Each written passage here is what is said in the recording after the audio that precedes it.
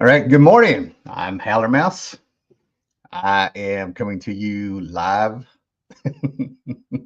on what is this, May 11th for you people in the future, 2025. It is Mother's Day. So I hope you guys, whether you are a mother, your mother is still around, or you are just a mother effer and all that stuff, man, I hope you make the best of it today. I hope everybody eats well, uh, does Mother's Day dinners, or remembers things fondly.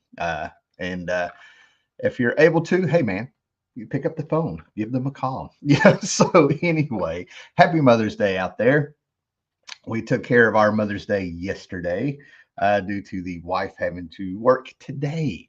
So anyway, we ended up having fantastic Italian. Took them to do a little shopping. So I didn't get anything yesterday, and that was supposed to come off funny, not condescending. But that's all right because previously in the week and last weekend, I hit a few things. I had some live shows up to where, like, amazingly, I hit two comic book conventions last month. Um, it had a great month, man. Some dollar books, and I was still able to find a dollar box at a local mall, and then I actually stopped at a pawn shop and found a few things. I had some dead time for lunch. Found a pawn shop I'd never been into and could not believe what I found. Um, so see if I can say one more time here, man. All right. So let's have a drink of coffee. I would show you the outside, but it is going to be a rainy Sunday. So hopefully, I did title this a Rainy Sunday Show. Rainy Sunday Show, that title comes from the fact that as a kid, and I'm going to show you two of the books. Two of the books I have reclaimed a piece of the childhood, but two of the books that actually were part of my rainy Sundays as a kid, but like living in a trailer as a kid and going outside and living outside, the rains would come, right? And basically, that's the chance for you to grab as a kid. That's what I did. I would grab stacks of comic books, horror magazines, Marvel Treasury editions, heavy metals, whatever was in the house. Get a stack, Spider Man, some Fantastic Four, um, Doctor Doom stuff. Who knows? Whatever was in the house, and pile up on the bed during a rainy day and listen to the rain hit the roof, the metal roof of that, and then spend a Sunday morning reading comics while it rained outside. Best times ever. So before I start showing a few things, oh, there's 2 3 records in here also, man. So as we're giving everybody time to show up on this lazy Sunday for people, let's see who is out here. Let's see who the early people are. Right. All right. Hey, John is here. As we always say, be like John. Make sure you thumb up the live stream. Make sure you share it. If you're watching on the rewind, do the same thing. Make sure you are subscribed. Hit, or as the kids say, smash that bell, the bell, so you know when I'm going to do this. Yeah, let's a lot of appreciate the support and let people know that we're out here and talking about comics. John says a friend of mine has an astonishing Spider-Man. Sorry, guys. Maybe you don't want to look at my bug. That's all right. A friend of mine says he has an astonishing Spider-Man and Conan Treasury Edition. Beautiful comic covers. I'll be showing one of those, and I have all the Conan ones in there, and some are from the stepdad's collection. A lot of these would disintegrate because I would read them so much. I'm sure he did also, and my brother probably did also. I always wanted the Star Wars edition. I have that. And maybe I just should do a morning show where I show off the Treasury editions if I haven't already over the past 15 years at some point on YouTube. All right. We got, oh, yes, Afro is here. Greetings from the UK, Howler Mouse and everyone. 1:39 p.m. there. Right. So thanks for joining us there. Oh, we have more people. I just had a huge upload of comments. Let's get through these. All right. What do we have here? Oh, great. Roboters 100 is here. Good morning. Good morning to you. Comic Collector is here. Great to see you. Nothing like reading comics on a rainy day. That's the perfect time to do it. That is just something about rain comics where you stuck in bed, not feeling well, things like that. There are times that is just the best thing to do. Treasury was great for the oversized standard. That's right. Okay. Everybody's saying hello to each other, right? Okay, so some of the things we're going to cover, I'm going to mess around with the camera here in a minute. We are not high tech this morning. I'll be switching the camera down. You'll just have to put up with a shaky cam for a little bit to where we can look down on some of the stuff. Maybe I'll do that when I start going through the books, you know, actually showing the insides. Because one of the things I do want to kind of talk about briefly is Jackson Butch Guice passed away somewhere between 61 and 63, still far too young. Um, and he is somebody that I don't have a lot of knowledge on. I can tell you about his work. I can describe his art to you. But this was a guy who I only know him for his work. You know, I don't recall a bunch of interviews. I don't recall any scandals that came out, but I think I do know one from a person that actually knew him in Bristol, Virginia, Tennessee. I've seen original artwork of his that he had done sketches for people at like a comic book shop, like Mountain Empire Comics and stuff like that. But I always enjoyed the guy's work, followed his work, and loved it. So I picked out just a few books to kind of look at his artwork at some point after we show off this little bit of a haul. And then we'll look at this Marvel Treasury edition, maybe do a little Fantastic Four Silver Surfer talk. And I don't know, guys, I'm going to try to not make a big deal of it. But Silver Surfer is a man in any universe, in every universe. Anybody else that is coded in Chrome and can be Silver Surfer like has a different name. They are not Norrin Rad. Okay, so maybe I'm trying to say Norrin Rad is Silver Surfer. We're not going to play pretend here, you know. Okay, man. So like I said, get a cup of coffee. Hold on. We'll just take a look at what we got here. So I want to show you some records. So I stopped at a pawn shop. I had a little bit of dead time. I had about 30 minutes of a lunch left while I was on the road. And I was like, why not? And so I went in there and I found a few things. So I found a stack of Treasury editions, right? And I was like, it's a pawn shop. I bought off this guy before. I got a couple wizards for our buddy Josh and stuff for like $1 a piece and things like that, right? So I knew this was going to be a good thing, right? So the Treasury editions I'm going to show here in just a minute were $1 or $2 a piece. I actually got cover price for some of them, considering they came out in the 70s and stuff, right? So to the records I saw, I have a very refined vinyl record collection, right? I have two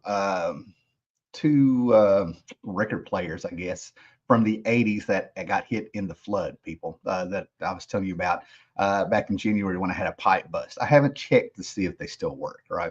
But upstairs, I have one I've had since 1998 and with a speaker that the speaker, how does it work? The record player actually plugs into the speaker, so the speaker going into the record player. And I think it's got like a little bit of a busted speaker in there and get a little buzz every now and then, not too bad. And I was actually just talking to my wife. I sold my vinyl collection, my VHS collection, I don't know, a year or two ago for $500 with 2 VCRs in it. I sold my cassettes and stuff. I got something like $50 for my cassettes. I still have the CDs, the physical media, the DVDs. And I was talking about just going ahead and probably selling the record collection with all of the records for, I don't know, like $500, you know, try to look around and get that. And then I found these two. And the problem is that as a little kid with the comic books and stuff, I had one of those portable record players and I had a bunch of 45s. Yeah, that's what they're called. And it was like Disco Duck and rock and roll was in there, don't worry and stuff, right? So yeah, I've got a thing about vinyl legitimately, not just to be retro or, you know, or I'm not going to say the words, I'm not going to say the buzzwords, right? But it comes from an honest place, right? So anyway, if it is Go-Go's, I'm going to get it. I am a fan of Go-Go's. I'm a fan of Blondie. And we have Belinda Carlisle. This is one of 2 solo albums I'm aware of. This is the one with Heaven on Earth, not the one with Mad About You, where she's playing Anne Margaret in like a 1963 French movie in the video. Go check out Mad About You. It's actually pretty cool. But this has Heaven on Earth, I Get Weak, Circle in the Sand. It'll do. It was $2, right? So we got that. I hate that they kept the sticker. This is a sticker actually on the cover. Other than that, the record is beautiful. And yeah, I enjoyed those when they would come on MTV. You know, I dig the Go-Go's. And this is one that I got simply because I'm not a huge fan of this band because I do feel like they're a tad dated, but my God, they brought the party, right? And they got You Can Still Rock in America, one of the songs that made me cringe as a kid just because it was sounded corny, but I ended up liking it on the radio. And then we had When You Close Your Eyes. Is that on here? When You Close Your Eyes. I kind of like that one. There reaches a point where if you listen to too many love songs or too much rock and roll of a certain era, I kind of want to tell people to man up, stop whining about her, move on, because somebody needed to kick me in the butt and do that a few times. But then it has the classic, the all-time classic. If you don't love this, give it another chance, okay? And it is Sister Christian, right? So I have a Night Ranger song now. With me saying that tongue in cheek, I don't hate this band. There's just an era that I grew up in where I just didn't like a lot of the bands like Toto and Journey. And Night Ranger was kind of in there, but I take Night Ranger out of that category now because I've ended up liking Jack Blades. All right. He always kind of caught my eye because he, in the videos and stuff, he and the guitarist here, these two guys, always had a feeling they needed to take off from the band and do their thing, get away from the keyboards and piano and stuff, right? And then I saw Damn Yankees, and I still listen to Damn Yankees. Damn Yankees, Come Again. Yeah, is the name of the song. Go watch that video. You can watch it now, and then come back and tell me what you thought, right? But Come Again is one of my favorite songs ever. It's got Tommy Shaw in it, if you like Sticks, right? But anyway, that little era, there's a few bands that I was just sort of, even as a kid listening to the radio, I was just like, oh no, here we go. And you got to understand, I caught the radio as a kid when it was like Jim Croce, Fleetwood Mac, Kiss. They even throw in a little country here and there, and they would call for no BG weekends because disco crashed and stuff, right? So those are the memories I had that goes along with the comics. Listening to music and reading comics go hand in hand, but it was also a radio. I also kept a radio in my room up until about 1990. That was actually the stepdads from the early 70s, two speakers and things like that. And I would listen to the oldies station even as a kid. I reached a point, though, even though I was like 1985, we got MTV and I was into all this stuff and everything. I had all the right roots with Motown and the cassettes and everything like that. And then I hit a little era of hair bands, which I'm still trying to make peace with. Great musicians and that stuff, but still. But anyway, I would listen to the oldie station and listen to the doo wop and the Don McLean and things like that, the Jackson 5 and stuff like that. Still listen to that stuff, right? Okay, guys, Lester's making an appearance. Come here, buddy. Of course, he wants attention. Yeah, so this is Lester, everybody. This is the baby in the house. Shiva is the destroyer in the house, if you've watched the channel. Say hello, Lester. You gonna let me do stuff? Yeah, now he's going to play tough. Like, I don't want to be held. All right. Oh, I'm seeing Music Talk, man. We're just going to have to do a vinyl show one day, guys. And that may happen tonight. I feel like it. I'm feeling it. If I still have the feeling, we're going to do it tonight, guys. Hate to keep disappearing on you guys, man. But the comments are this little, so. All right. Hey, I dig you're into vinyl. Personally, just collecting stuff from childhood memories and the quality and work that went into these products. It's a whole experience. Absolutely. There are there are songs. I can say there are individual songs and a few albums that I read that do sound better on vinyl. I do not really get into the digital versus vinyl versus tape, what all sounds better. It is thin. The sound is thinner. And that's if you're really hunting for it. The sound is thinner on digital, in my opinion. And then, cassettes, that magnetic tape, I would wear them out. I would wear them. I had the cassettes that lasted forever, and then some that lasted 2-3 years, and it was over. I used to actually get in trouble for having my first Walkman, and it was Kiss Asylum. That cassette was the first one I was able to put in that's the one that I listened to over and over and over. It had it had Tears Are Falling and All Night. Yeah, because we work all day, Pet Shop Boys. I dig the Pet Shop Boys. I really do.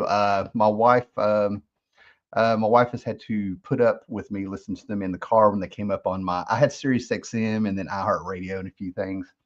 Damn Yankees, Motor City Madman, Tommy Shaw, great vocals. Friar Tuck, I still like the damn Yankees. Yes. Polter, and I don't usually, and I usually don't get into super groups too much. I mean, great music comes out of that stuff, but there was something about damn Yankees that was just, they had something. Poltergeist song on the Night Ranger album. Really? I'll check that out.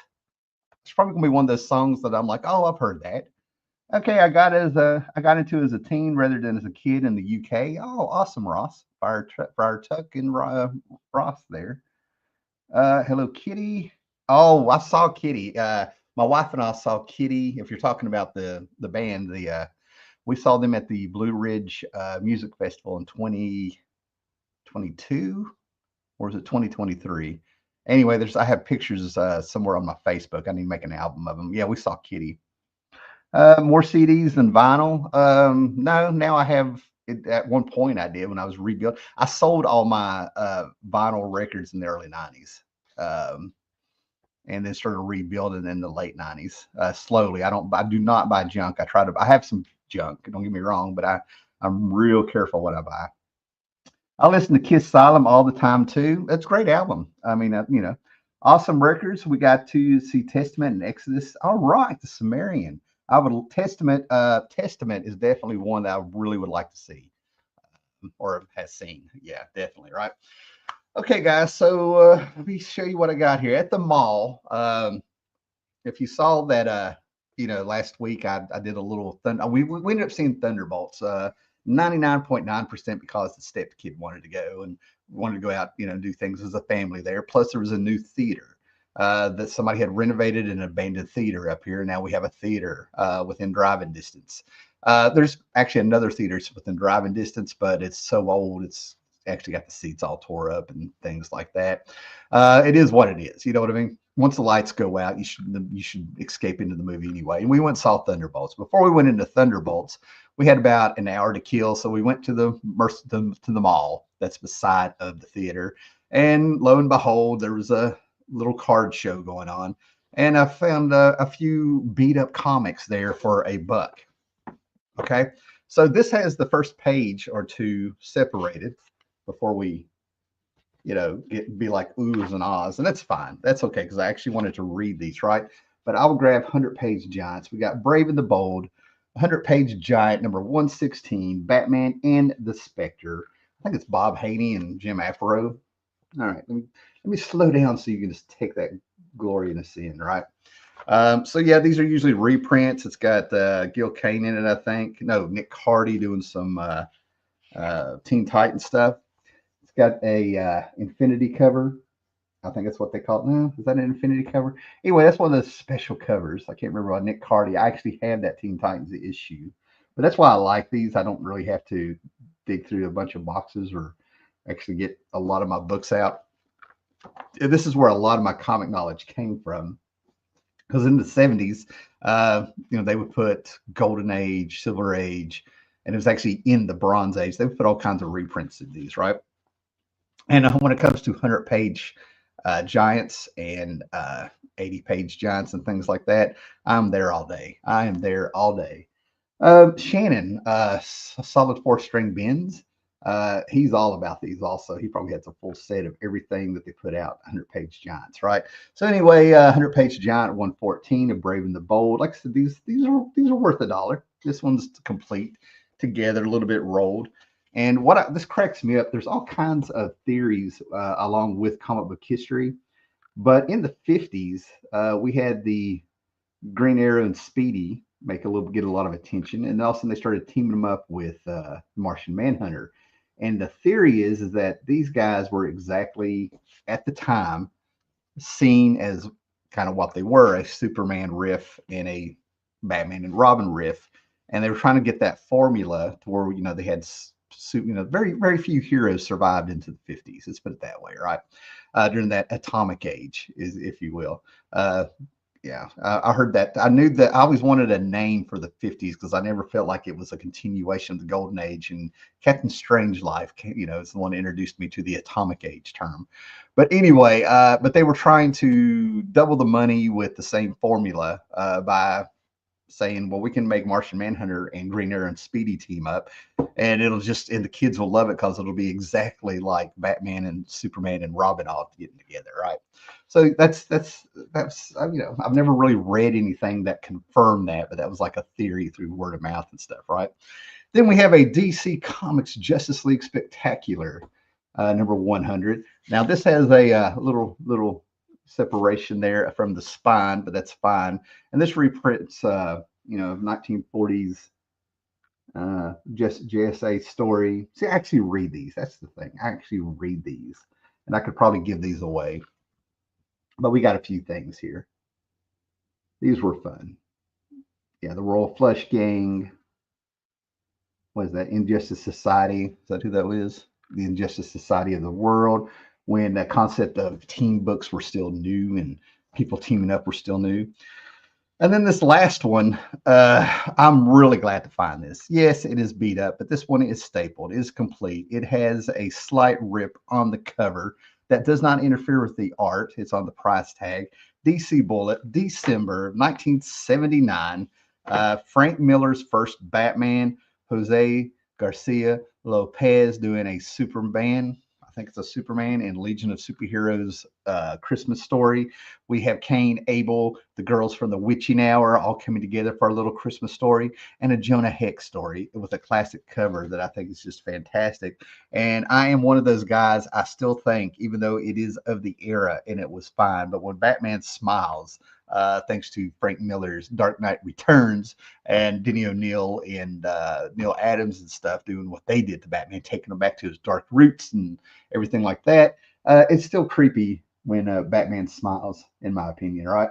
So anyway, we got Superstar Special, Holiday Special, Superstar Holiday Special from 1979, goes into 1980. But I absolutely love this. But yeah, this is Frank Miller's first crack at Batman. It's considered a key. I have no idea what the value is, right? But me being the guy who actually, serves a Sergeant Rock story in here also, right? And there's Destiny, Cain and Abel, Sinister House. Everybody plugs their book, but I am really into all the horror guys, all the horror hosts. There's Destiny, and they work in the title of their book in the conversations. Where's that camera? Oh, I'm not doing well this morning. It goes that way. We go that way. There we go. And that's part of the fun. They all end up finding a way to get the name of their book out there. There we go. Yeah. So yeah, I'm into the horror host story here. Look at this. Fantastic advertisement for 1941. Steven Spielberg's Flop with John Belushi and Dan Aykroyd. And as a kid, when this would come on, whatever we watched it on, probably Showtime, I liked it. I didn't know it was a flop. Yeah. So anyway, yeah, I'm sitting here like I got Frank Miller's first time on Batman, and I'm sitting here like geeking out, like I got all the horror hosts together talking about Christmas. Great stuff, man. Great stuff. Heavy metal and punk rock for me, Ross. Yeah, I'm a punk. If I really had to put a label on me, I am a punk, despite having all the eclectic taste in music. I think I could talk about music the way I talk about comics when it comes down, but I just love music. I'm going to have to look up that word that I was labeled.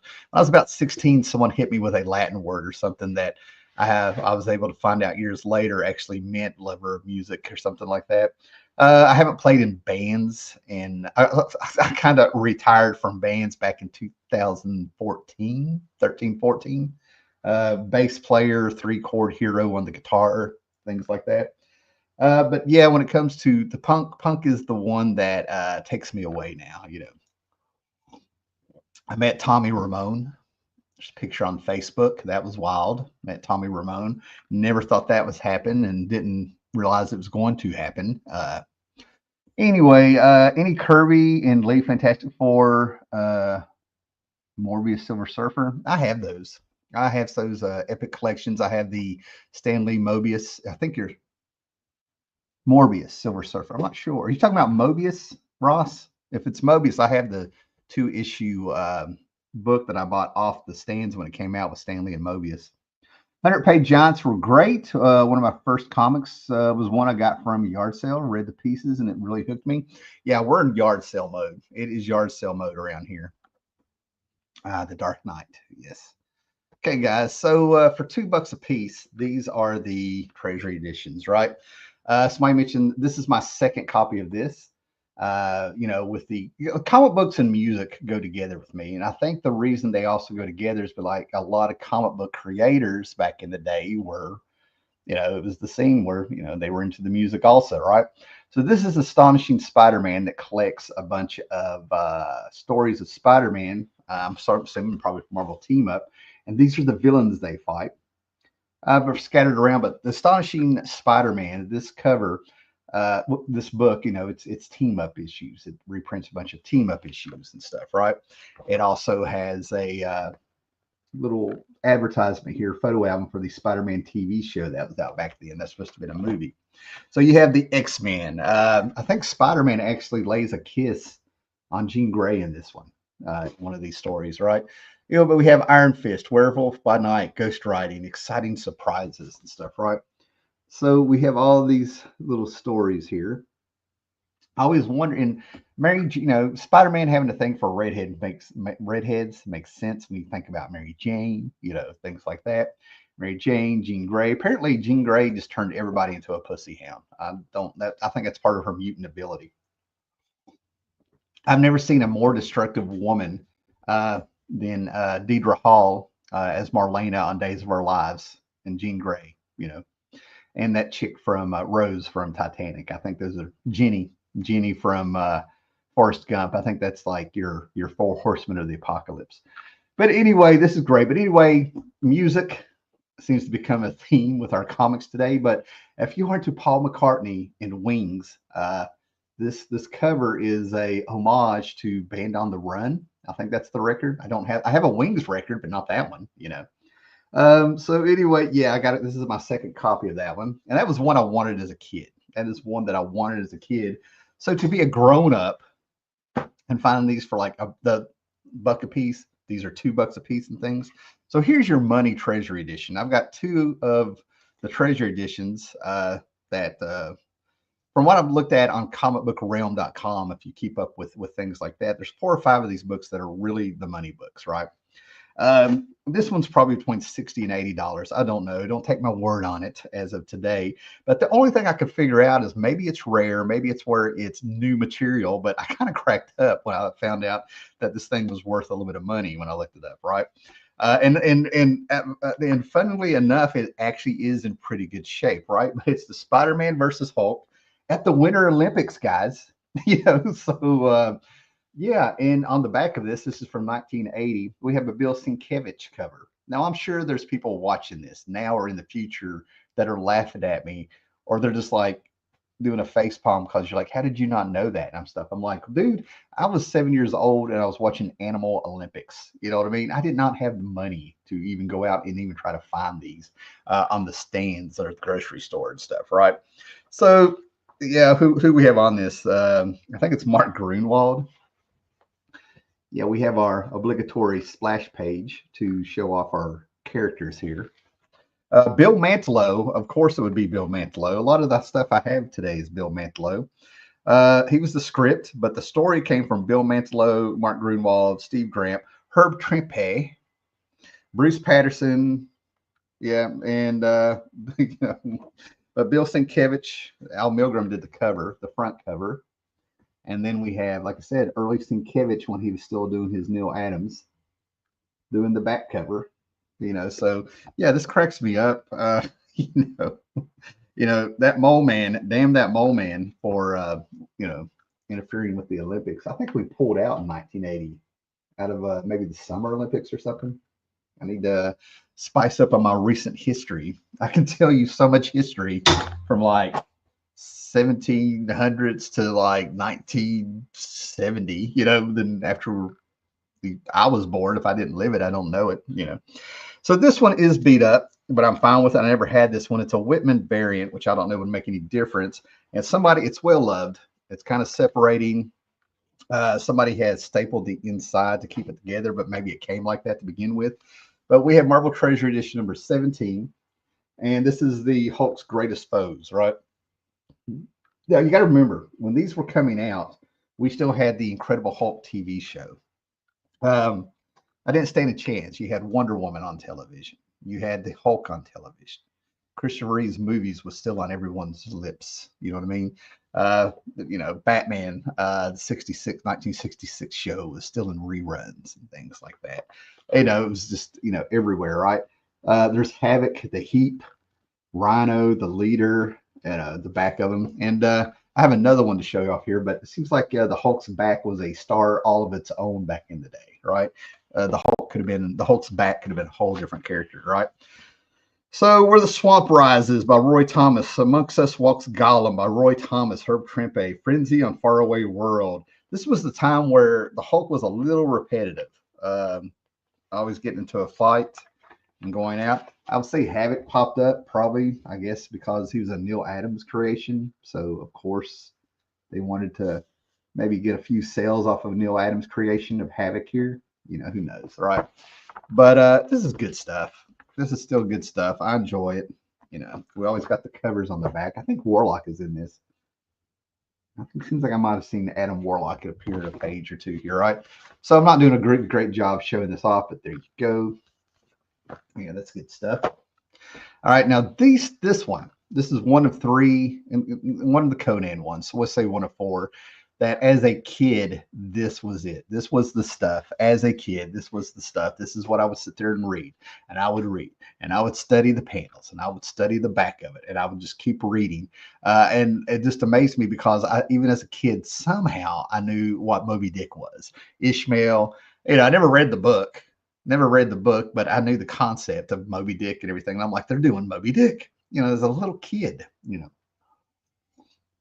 Sure, it was. I bet you anything it was PBS related. I bet somebody on PBS or a Saturday morning cartoon show talked about Moby Dick or something, right?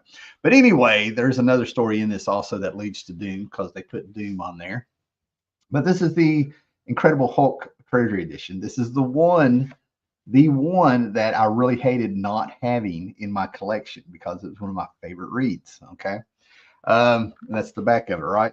So Stanley, Roy Thomas, Klaatu, the Behemoth from Beyond Space, The Stars, Mine Enemy, Sanctuary, Monster, and the Madman, right? So, it does Hulk 136, 137, 143, 144, right? So you get the covers on the inside. So you go track down the actual issues. But the first two chapters of this, the Hulk is actually captured.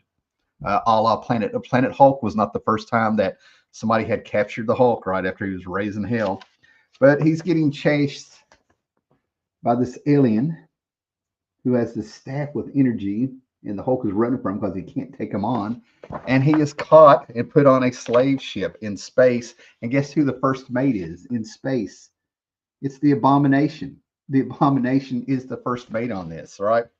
So that dude is like Ishmael, but he wakes up and there's all these aliens. And what happens is that there's a dude who there's this great energy beast in space, your Moby Dick. Yeah, here we go. You get to see the Hulk is more or less a slave on this ship to make the ship keep going through space. You have your montage here to show that time has passed.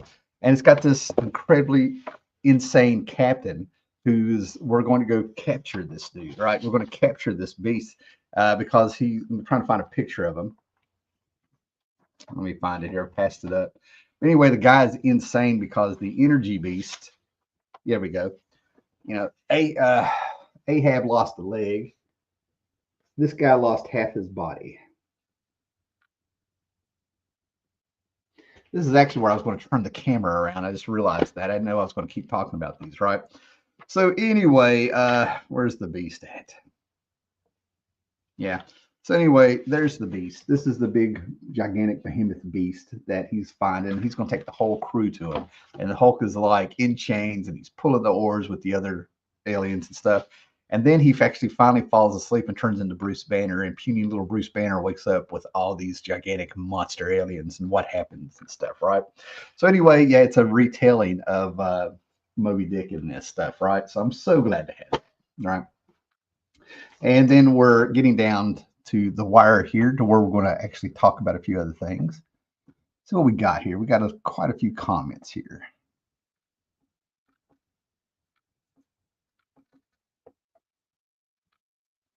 Oh, we got more music talk. Quite a bit going on here. Yeah, I've seen Anthrax. Misfits, yeah, Misfits. I had a chance to meet Doyle at a monster convention, a horror convention in Charlotte. Ended up having to work, and I was working at schools at the time, and this high school girl actually came up and told me she got to see Doyle and showed me the pictures. So I was happy for her. Yeah, Mobius. Okay. Yeah, Misfits. Yeah, big into Misfits. I've got 2, 3 CDs over here. No, none of the vinyls. I've ran across a few, new printings, and I was like, nah.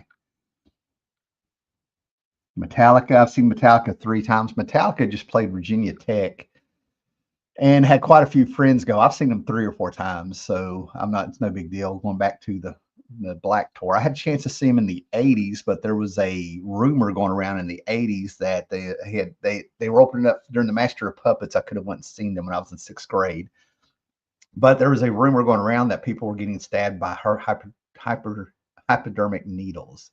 All right, they were getting stabbed in the crowd by needles and those things during the big satanic panic, even though we didn't know that's what it was called. I knew it wasn't true, but I knew that it was not happening.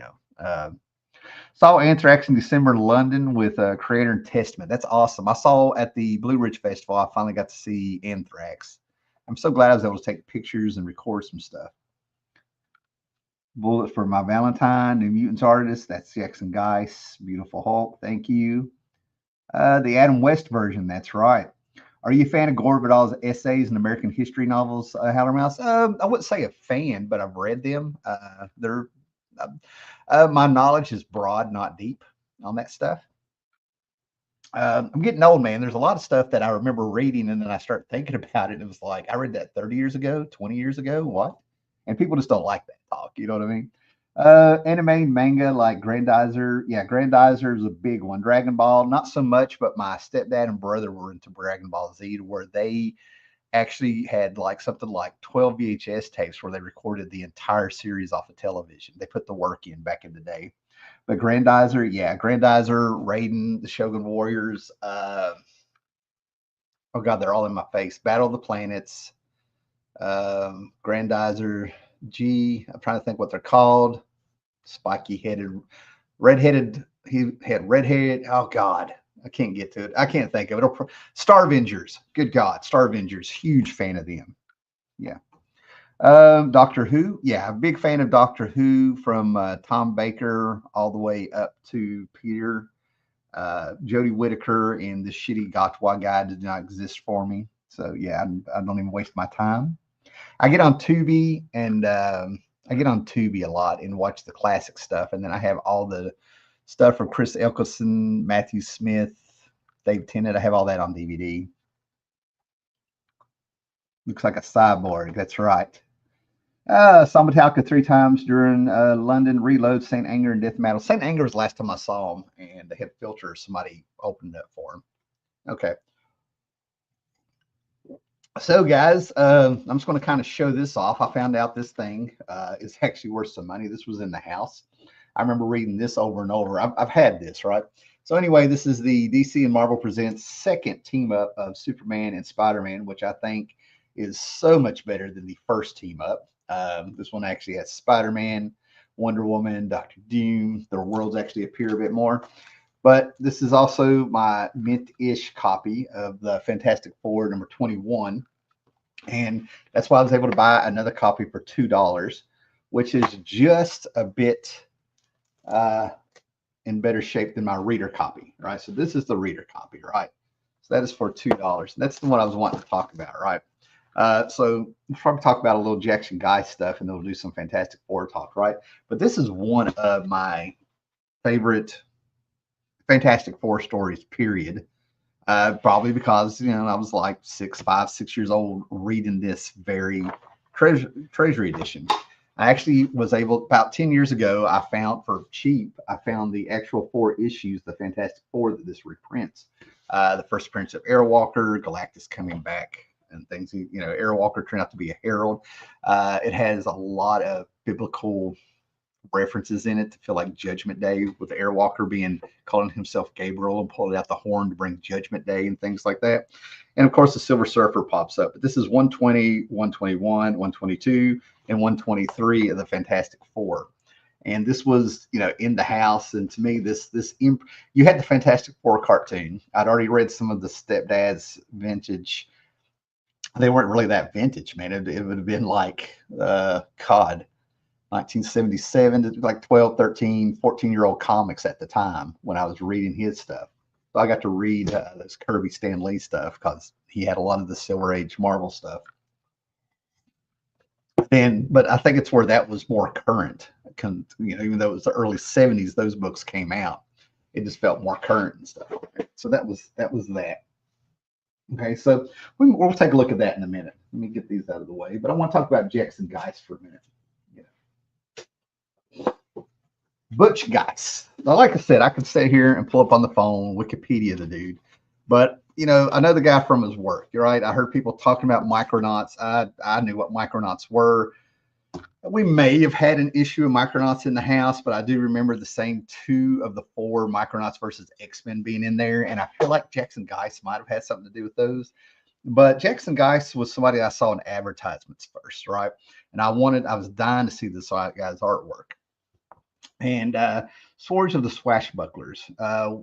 This stuff was like direct market. Seems like I do remember some Epic Comics on the stands, but I don't know. They weren't around. But I remember seeing advertisements for this, and I was dying to get a hold of this because of the art. Okay.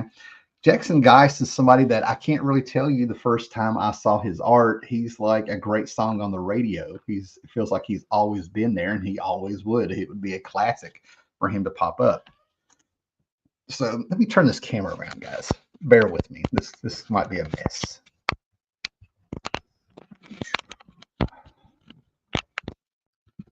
All right, we'll figure this out. This one, there we go. There we go. Let's see what happens.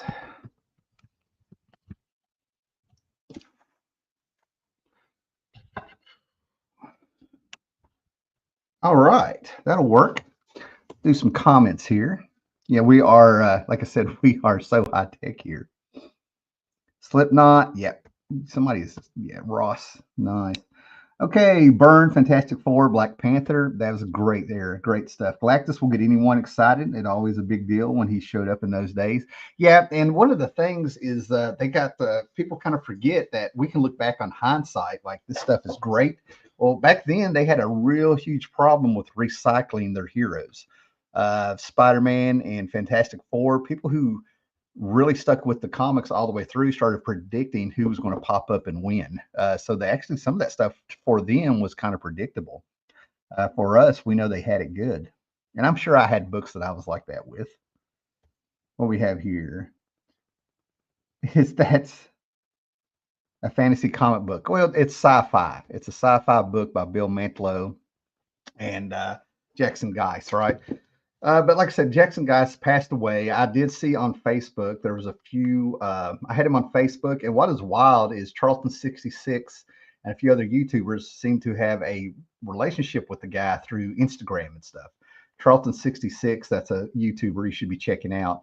Apparently, he told me, he put in my comments when I found out that Jackson Guice had died, that he just sent the guy a care package. And I remember there was a post on Facebook. I had him on Facebook and Instagram. And he and I were just starting to kind of comment on each other's stuff. So whatever, you know what I mean? Whatever you want to call those conversations,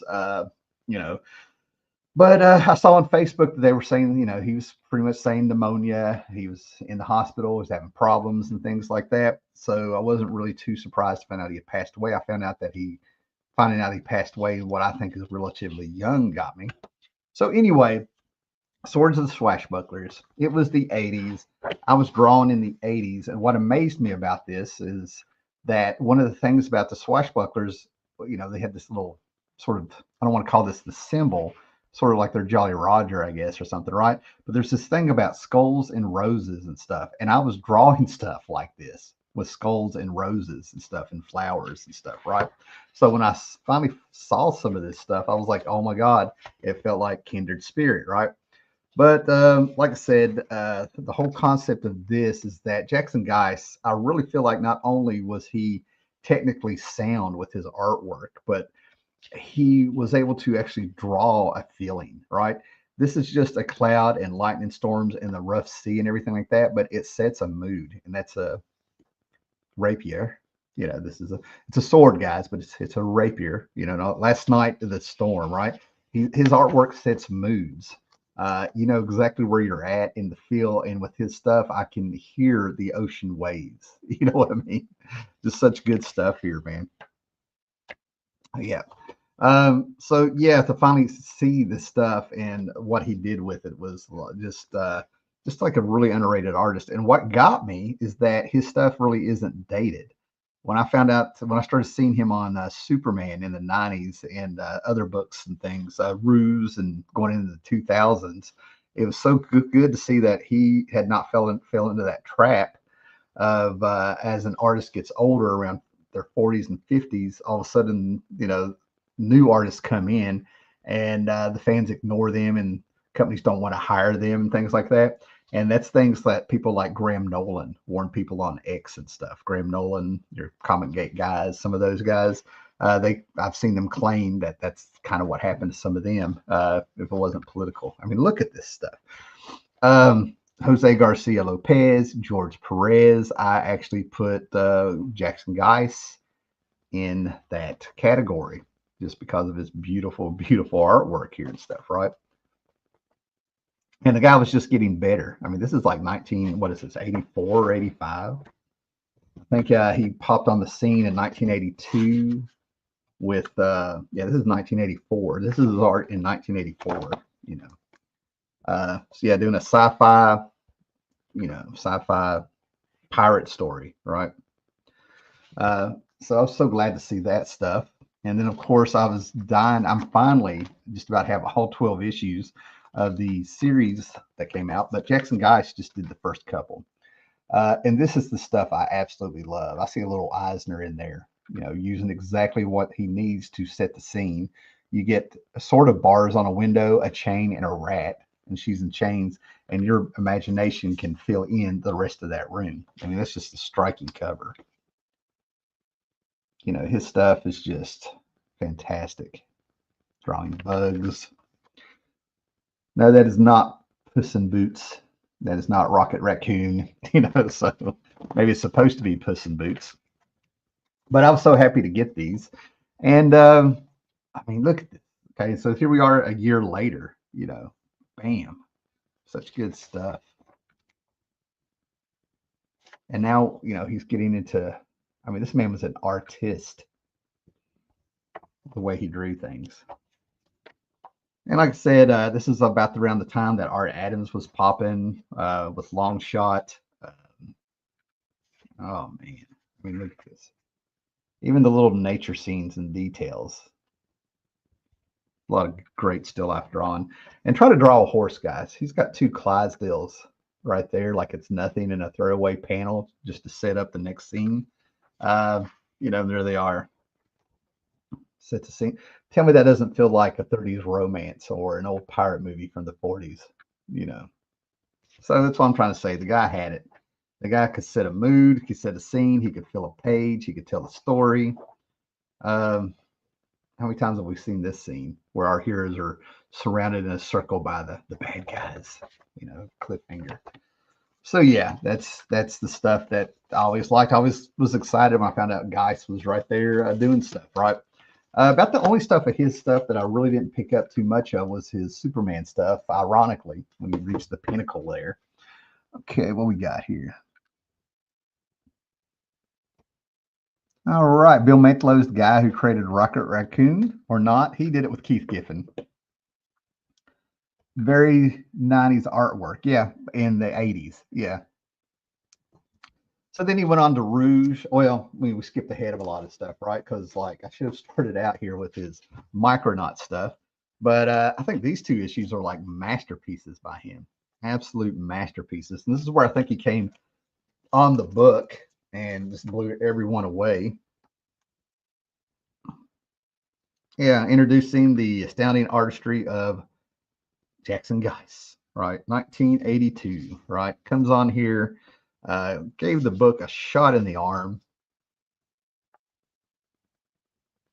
Um, I mean, I think the guy just came on and blew everybody away, at least on the Micronauts, the people that were reading Micronauts. I don't know what the sales were or what was going on. But as I've said before, the Micronauts is the book that when I was putting together the entire run here and there, I started putting the run together because I found over half the run, like 35 issues for something like, I'm glad I document this stuff in videos, but it was a pawn shop and I went through there and I think I was getting books like 4 for $1 or something, and found like 35, 40 issues of Micronauts for super cheap. So I just thought I was just going to go ahead and do it. And I would run into dealers who said that as a kid, Micronauts was actually the only book they would read back in the day. And Captain Rand was actually Time Traveler, I think, is what I've gotten out of this. I don't know, right? But anyway, his stuff on there was just fantastic. And by the time he got to the end of his run, I mean, look at this stuff. This guy was so versatile. By the time he got to the end of his run, Kelly Jones came over, took over, like, I think, the last issue of the book. And Kelly Jones posted somewhere on, I don't know if it's Facebook, X, or all of it and stuff, some advice that he had given him. And, he's followed that advice his whole life, which blows my mind because, like, he wasn't even in comics for a year, from what I can tell, and already had stuff to tell people. So there's a lot of stuff to check out. Butch Guice stuff right here. Ruse is one I highly recommend. This is a sci-fi Sherlock Holmes kind of book by Mark Waid. It's from CrossGen, and you kind of find out that it's not in Victorian England. It's actually in the future, where it looks like Victorian England again in the future. I don't know if it's an alternative reality. I haven't read these probably 10, 12 years. But Jackson Guice, this is actually some of his best work. Okay. I mean, look at this. I've shown you what he was doing back in the day. Look how much more fluid he got. Great stuff. And I'm assuming, yeah, Johnson, Palomito. Yeah, it's starting to fall apart there because of some stuff Mark Waid was going through with CrossGen. So some of the books get a little sketchy there with their covers and stuff, right? But Butch Guice was still out there kicking it on some of these. Yeah, I'm glad he's signed a lot of his stuff.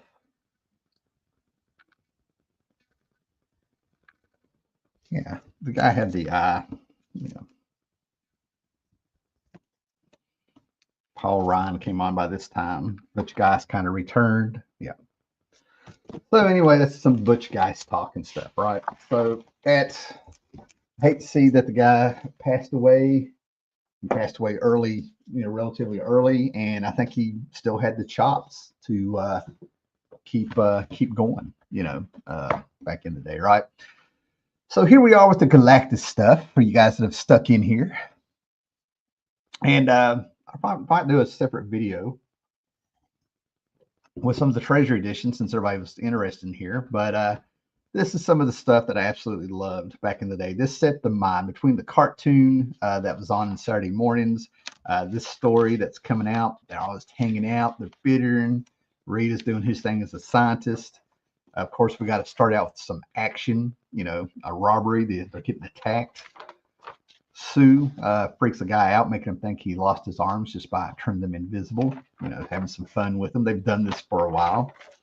And then Agatha Harkness calls them.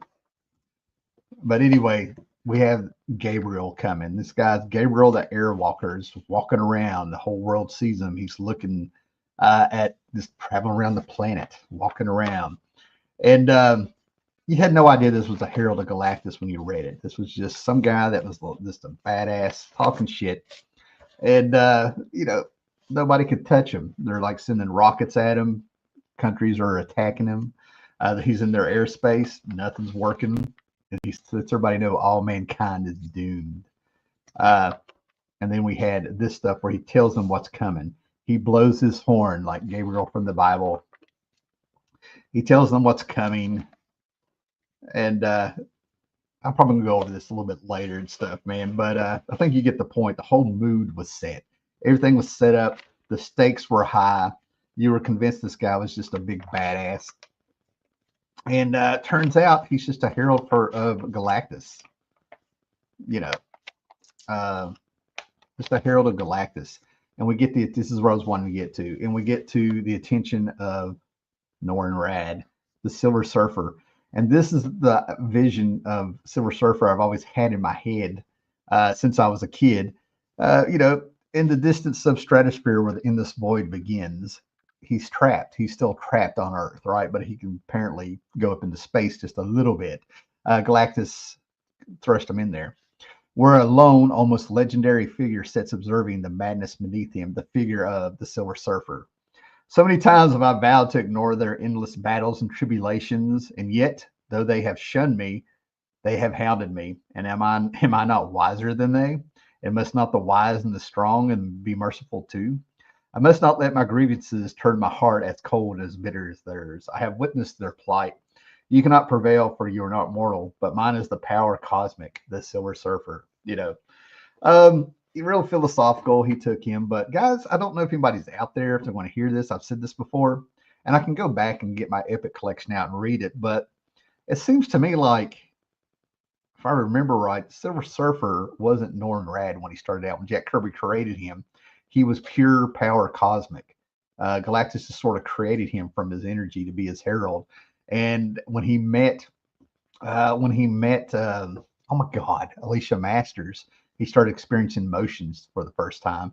And it was Stan Lee who started turning him into running the whole Shalabal Norrin Rad thing, turned him into a ex-person, if you will, right? So I don't know. I know Jim Starlin did a story in the early 90s when he returned to Marvel right before or after, right to go long, I think it was around the Infinity Gauntlet time, where we found out that Galactus supposedly messed with his soul also. So I don't know. But anyway, just great stuff in this. And to me, that is the Fantastic Four. And to me, that's why you can't really mess with the Silver Surfer too much. A lot of these heroes. I know these movie studios, the big demographic is 18 to 48 or whatever it is. And they want to grab the kids and start a whole new generation stuff and give the kids something of their own. I was really surprised after seeing Thunderbolts that my step kid, who's 18, graduating this year, is actually very excited for the Fantastic Four movie that's coming out. And he's never read this stuff. He may have seen one cartoon of the Fantastic Four. I don't know. It was over 20 years ago. But anyway, he's actually excited for this. So he doesn't know who Norrin Rad is. But the problem is you have generations of people. There are still people around in the 60s who were kids who are fans of the Fantastic Four. People of my generation who discovered him in the late 70s to the 80s with John Byrne and things like that. They're fans of him. There are people who followed the Steve Englehart, Marshall Rogers, Joe Staton, Jim Starlin, Ron Mars, James DeMantis, George Perez, over 100 issue run of Fantastic Four that ran into the 90s. And there are even people who discovered the Silver Surfer in the 2000s with the second Fantastic Four movie by Fox and stuff, right? So I kind of think the judgment may be off, and we don't know what's going on in the movie, and all that stuff. At the end of the day, these things don't really matter because they're out of our control. But I sort of think about what Mike Mignola said, or at least alluded to, when he was talking about his Guillermo del Toro. Oh my goodness, hold on. The Del Toro Hellboy movies, part 1 and 2 there, that, he had to give Del Toro some original art to the story of the corpse. I think it's what it was, the coffin, the corpse, probably the corpse. So that he would not do something that he felt was very stupid for Hellboy in the second movie to keep the scene from happening. And he looked at Del Toro and told him Hellboy would never do that. And Del Toro on the second movie now said, your Hellboy would not do that. Mine would. So to me, that kind of draws a line in the sand to where I guess to make a movie, you need to go ahead and make the character yours at some point, break away from its creator and things like that. So artistically, I think you can get by with things like that. But with the Marvel movies, I don't feel like it's an artistic choice. That's the problem. It's not an organic choice. It's a checkbox choice, and that's the problem. It's not going to, will it serve, the only way to get around it is that it needs to serve the story somehow, right? A lot of people have gone ahead and assumed that the Fantastic Four are going to lose their reality and come to the Marvel universe. And I don't know if that's true. I'm like, Galactus eats worlds. He does not eat universes and dimensions. Okay, so that's a big step. I can see logically how they're going there, but if you're going to use logic, then having Shalla be the Silver Surfer in the movie is not logical. So I don't know. But anyway, it'll be it sounds like we'll end up seeing the movie. I'd already checked out about a month ago. It's on my Instagram. I put up a picture on why I checked out and gave the reasons. I try not to, when I review something or I have talks like this, I'm just saying what my thoughts are. I don't really hold on to them. You know what I mean? Booster Gold hate, that'll last forever. Things like that. I'm only human, but this isn't one of those things where I'm like yelling, don't go see the Fantastic Four movie. Don't do this, don't do that. But, I thought I'd checked out and I'm preparing myself to actually go see this movie. Luckily, there are things that I'm glad I was able not to see, like the Sandman Netflix show. I've had enough talks with people, and in all transparency, I did a video where I said, here's why I'm not going to watch the show. I was actually at somebody's house, and they had the show on, and it was supposed to have been Joanne, I guess, Constantine. It was one of the Doctor Who's, oh my God, what is her name? Why can I not think of her name? It was a dark-haired ex-companion of Doctor Who, which is why I recognized her. And I actually got to see like 5 or 10 minutes, and I was like, what is this garbage? It was like they took the horror out and everything. I don't know. It looked pretty bad. So I'm glad I did not waste the time on certain materials that are out there, certain movies, certain things that are out there. You can just kind of tell they're bad. In my opinion, or less than what they could be. That might be a better way to put it. I'm hoping the Fantastic Four doesn't fall into that, because I held this philosophy: watch what you put in your brain, because once it's there forever. We can carry certain things with us forever when we're just trying to be entertained. You know what I mean? There are certain works, certain stories, such as the Fantastic Four and stuff, that I don't want them to be corrupted by a bad interpretation in my head. It's kind of hard to explain stories and share them and stuff when somebody has seen a bad interpretation. So I'm going to cross my fingers, and I've gone from, it's the Fantastic Four movie with everything that is against it. The Pedro actor, some of the things that the actress said, who is playing Invisible Woman, and then making a female Silver Surfer, which makes zero sense in any shape, way, or form, other than the garbage that's gone on for 10 years and stuff. I've gone from, I'm not expecting it to be a good movie. I'm just sort of like, I hope they don't screw it up anymore. Please don't let it be bad. You know what I mean? Don't let it be horrible. So let's hope that the new Fantastic Four movie is not topped by the Roger Corman movie of the 90s as being a more faithful adaptation. Okay, so that's what I'm kind of hoping for. Okay. Yeah, I enjoy the Fantastic Four films from the 2000s. As flawed as they are, there's quite a few. There's some good stuff in there. I just wish from opening to ending credit that the whole movie was good. But there are things in there where I can skip around and enjoy them more than watching the movie. Herbie the Robot, I'm down for that. Yeah. All right. Well, guys, that's it for this morning. Thanks for popping in with me. Like, subscribe, share. Make sure you hit the button. Maybe we'll do some vinyl talk this afternoon. It's supposed to rain around here. So if I'm stuck in the rain, we will definitely do this again. So just a chance. And if not, make sure you do it. And guys, if there's any topics, I've done this for 15 years on YouTube. I'm saying this at the end of the video, maybe a waste of time. Maybe I should set it at the front. But back in the day, I would take like requests on books as long as I had them. People would offer to send me books, and I would decline that a lot unless I actually talked to them on the phone and got to know them a little bit and stuff, right?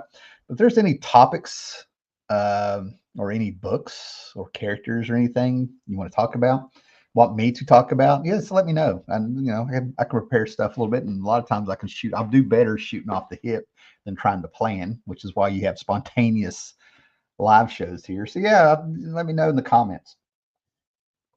On the rewind and stuff, right? So anyway, everybody enjoy your Mother's Day. Thanks for popping in here. I appreciate all you guys. Definitely love the comments. And read your comic books and be excellent to each other, guys. Later.